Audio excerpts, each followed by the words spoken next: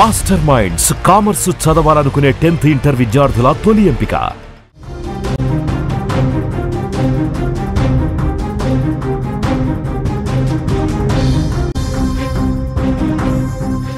Breaking news అందుతోంది. బీహార్లో భార్య రాసలీలలకు సంబంధించిన వార్త ఇది.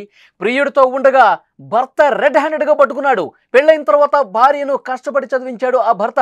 చదువు కోసం తల్లి నగలనే అమ్మేసినటువంటి వైనం. ఉద్యోగం వచ్చిన తర్వాత వేరే వ్యక్తితో ఆ మహిళ అఫైర్ పెట్టుకుంది. 4 ఏళ్ల పాప ఉంది. ఆ పాపను కూడా పూర్తిగా వదిలేసి ప్రియుడితో వ్యవహారం నడిపించినటువంటి పరిస్థితి. న్యాయం చేయండి అంటూ ఇప్పుడు భర్త ఆవేదన వ్యక్తం చేస్తున్నటువంటి సిచ్యువేషన్. అగ్ని సాక్షిగా 7 అడుగులు నడిచి జీవితాంతం తోడు ఉంటానని బాసలు వేసుకున్నటువంటి ఆ పెళ్లిళ్ళు కొందరి స్వార్థం వల్ల విలువలు లేకుండా పోతున్నాయి. పెళ్ళైన కొద్ది రోజులకే అసలు రంగు బయట పెడుతున్నటువంటి పరిస్థితి ఉంది. ఈ విషయాల్లో మహిళలు మగాళ్ళు అని తేడా లేకుండా పూర్తిగా సభ్య సమాజం తలదించుకునే విధంగా ప్రవర్తిస్తున్నటువంటి పరిస్థితి. కొన్ని చోట్ల మహిళలు పరాయి పురుషుల అఫైర్లు పెట్టుకుంటే మరికొన్ని చోట్ల పురుషులు తమ భార్యలకు తెలియకుండా సీక్రెట్గా వ్యవహారాలు నడిపిస్తున్నటువంటి పరిస్థితి ఉంది. ఈ క్రమంలో ఒకరికి ఒకరు స్కెచ్లు వేసుకుంటూ మరి మర్డర్లు చేసుకున్నటువంటి పరిస్థితి కూడా ఉంది. ఇలాంటి ఘటనే బీహార్లో ఒకటి చోటు చేసుకుంది. ముఖ్యంగా ఎంతో ప్రేమగా చూసుకున్నటువంటి భర్తను కాదని వేరే వ్యక్తితో అఫైర్ పెట్టుకున్న భార్య భర్తకు తీరని దోహం చేసినటువంటి పరిస్థితి ఉంది. బీహార్లో వైశాలి జిల్లాకు చెందిన ఓ వ్యక్తి పెళ్లి చేసుకుని తన భార్యకు సర్కారు ఉద్యోగం రావాలని కోరుకున్నాడు. భర్త చదువు కోసం తన కన్న తల్లి నగలు సైతం అమ్మేసి ఆమెను చదివించాడు.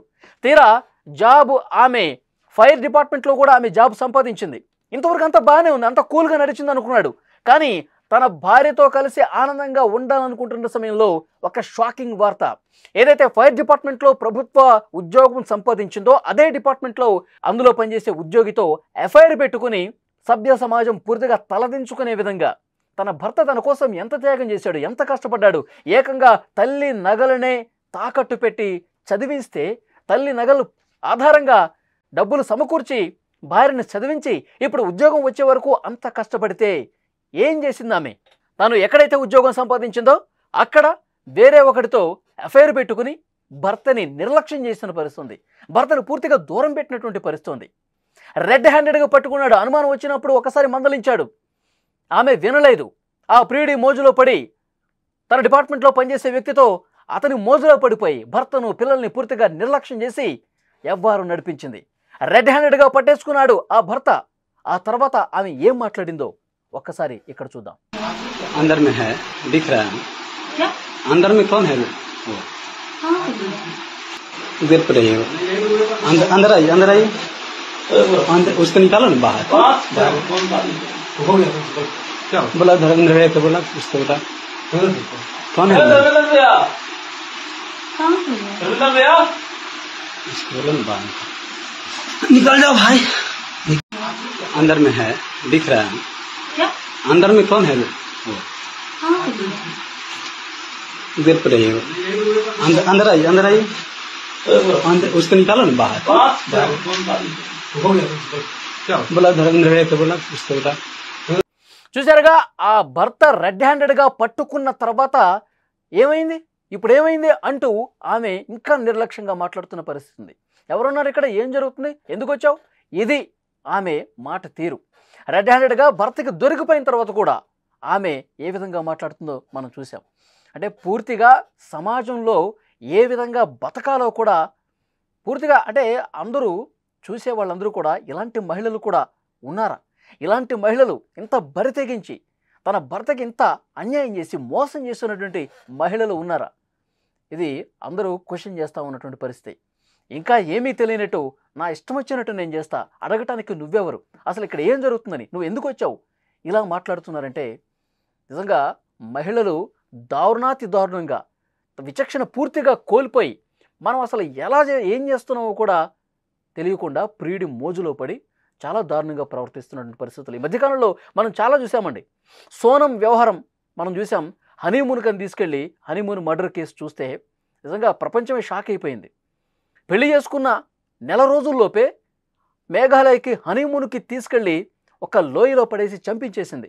తర్వాత కిడ్నాప్ డ్రామా ఆడింది. ఎవరు నన్ను కిడ్నాప్ చేసి ఎక్కడో వదిలేశారు, నాకేం సంబంధం లేదు, నాకేం తెలియదు, నా భర్త ఏమైపోయాడని చెప్పి నంగనాచి కబుర్లు చెప్పింది. పోలీసులు దర్యాప్తు చేస్తే ఒక సుపారీ గ్యాంగ్కి డబ్బులు ఇచ్చి మరీ మర్డర్ చేసినటువంటి పరిస్థితి. పాపం రఘువంశీ, సోనంని పెళ్లి చేసుకున్నటువంటి వ్యక్తి రఘువంశీ, వ్యాపారవేత్త, సమాజంలో మంచి పేరు ప్రఖ్యాతులు ఉన్నటువంటి వ్యక్తి. సోనంని చాలా బాగా చూసుకుంటాను పెళ్లి మండపంలో చెప్పాడు. ఆ వీడియో మనం చూసాం. సోనంని నేను కంటికి రెప్పలా కాపాడుకుంటా, బాగా చూసుకుంటా, హ్యాపీగా చూసుకుంటాను, వారానికి ఒకసారి షాపింగ్కి తీసుకెళ్తా, నెలకు ఒకసారి బయట టూర్కి వెళ్తాం, అంత బాగా చూసుకుంటా అని చెప్పి ఆ స్టేజ్ మీద బాగా యాక్టింగ్ చేస్తున్నటువంటి సోనం తర్వాత ఏం చేసింది? హనీమూన్ అని చెప్పి చాలా ప్రేమను వ్యక్తపరుస్తూ కొండల్లోకి లోయల్లోకి తీసుకెళ్ళి మర్డర్ చేసేసి తన ముందే లైవ్లో చూసింది రఘువంశీని చంపడాన్ని.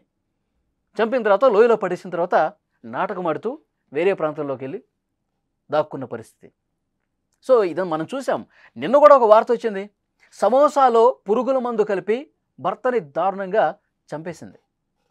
ఇంకొక దగ్గర కన్న కూతురు తండ్రినే ప్రియుడితో కలిసి చంపించింది. ఇలాంటి ఘటనలు రోజు కనిపిస్తూనే ఉన్నాయి. సమాజం అసలు ఎడిపోతుంది. మహిళలు ఎందుకు ఇంత పెడదారిన పడుతున్నారు? ప్రియుడి మోజులో పడి ఎందుకు ఇంత దారుణానికి తెగపడుతున్నారు? అర్థం కాని పరిస్థితి. బీహార్లో వైశాలి జిల్లాకు చెందిన ఓ వ్యక్తి పెళ్లి చేసుకుని తన భార్యకు ఉద్యోగం రావాలని కోరుకున్నాడు. చదువు కోసం తన సొంత తల్లి నగలు ఏవైతే ఉన్నాయో వాటిని పూర్తిగా అమ్మేసి, ఆ నగలమ్మితేనే కొంత డబ్బు సమకూరుతుంది, అప్పుడు నా భార్యకి మంచి చదువు చెప్పించవచ్చు, తన ఉద్యోగం రావాలని కలలు కంటుందని చెప్పి తను నిరంతరం కష్టపడుతున్నాడు.